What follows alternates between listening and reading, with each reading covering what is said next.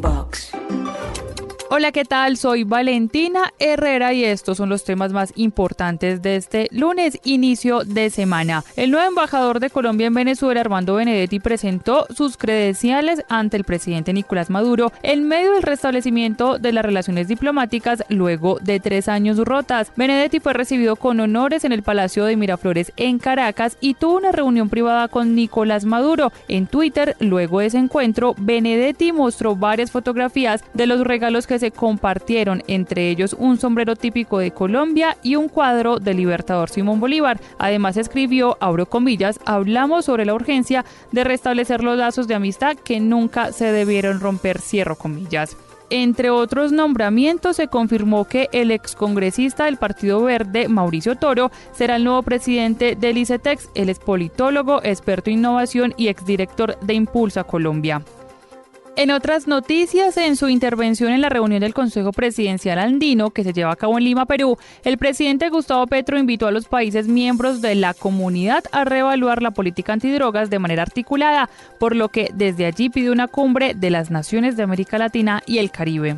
Yo creo que esta realidad amerita que de la comunidad andina convoquemos una conferencia de países centroamericanos, suramericanos, caribeños, para discutir la política de drogas, evaluarla, sopesarla con los números, ver objetivamente si conduce a algún puerto o si al contrario nos está hundiendo en el fondo de un abismo violento, sanguinolento.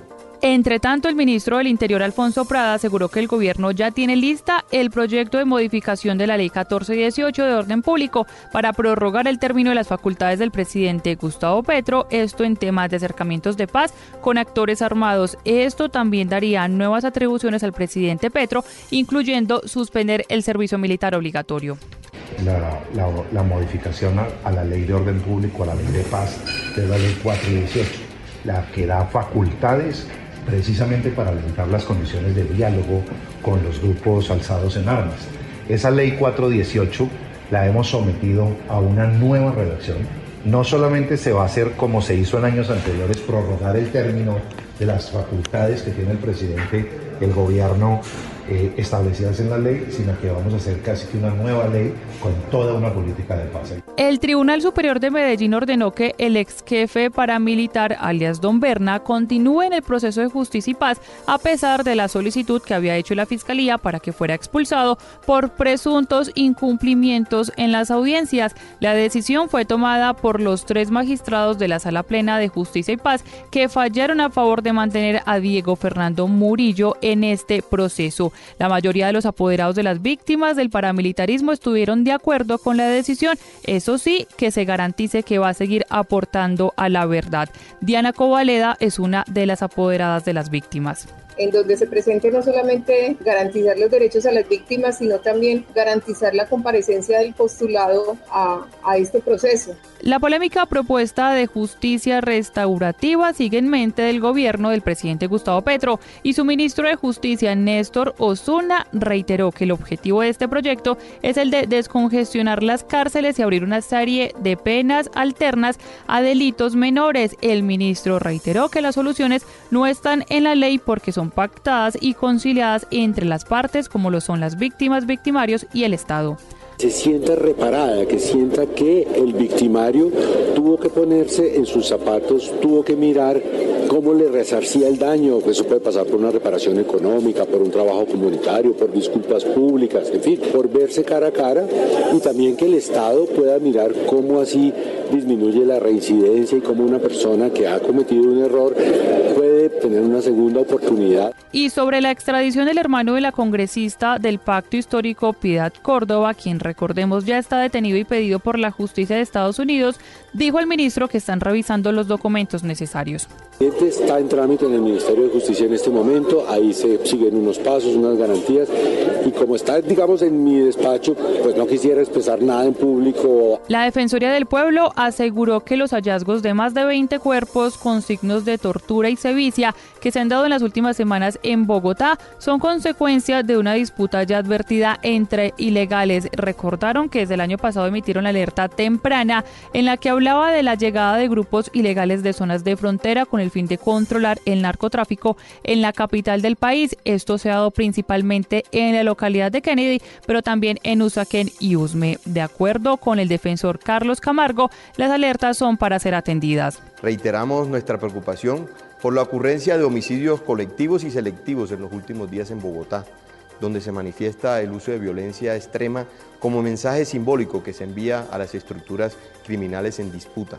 Reiteramos la importancia de las alertas tempranas como instrumentos eminentemente preventivos que proveen recomendaciones a la Comisión Intersectorial. La Corte Suprema de Justicia advirtió que los médicos cirujanos tienen la obligación de comprobar y verificar las sustancias que se usan y aplican en sus pacientes, esto con el fin de proteger la vida y la salud. Esta decisión se da tras ratificar la sentencia contra el médico Martín Horacio Carrillo a una de 48 meses de cárcel y inhabilidad de 6 meses por las lesiones que le causó a la presentadora Jessica Cediel, a la que le aplicó biopolímeros. El alto tribunal advirtió que el doctor Carrillo sabía que el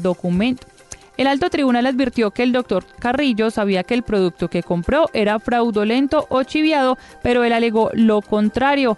En este caso habló y explicó el abogado Sergio Ramírez, apodado Jessica Cediel, que también deberá ser investigado el INVIMA por su presunta negligencia. Pero además la Corte estableció una serie de obligaciones por parte de los médicos tratantes cuando de aplicación de sustancias en el cuerpo de los pacientes se trata, en la medida en que ellos de alguna manera deben tener la capacidad de determinar cuáles posiblemente pueden ser los resultados adversos al paciente cuando se trata de aplicar cualquier tipo de sustancia. En temas económicos, Bruce McMaster, presidente de la ANDI, volvió a manifestar su preocupación por cuenta de la reforma tributaria y la posibilidad de que ésta aleje a futuros inversores en el país. La jefa del Comando Sur de Estados Unidos, que es la base militar que tiene como misión asegurar los intereses de ese país con el resto del continente, visitará Colombia la próxima semana para hablar con el presidente Gustavo Petro. Esto en medio de los ejercicios militares que ya hacen los ejércitos de ambos países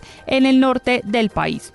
En noticias internacionales, al menos 15 personas murieron en las últimas horas en Bagdad, Irak, porque allí se han reportado varias manifestaciones, también disparos de obuses y armas automáticas. Incluso las autoridades han decretado un toque de queda. Y finalizamos con información deportiva porque el colombiano Daniel Galán venció a Stefanos Tsitsipas, número 5 del mundo, en la primera ronda del Abierto de Estados Unidos. Recuerde que toda esta información la puede encontrar en blurradio.com, en Twitter nos leemos como @blurradioco y active las notificaciones. Les habló Valentina Herrera.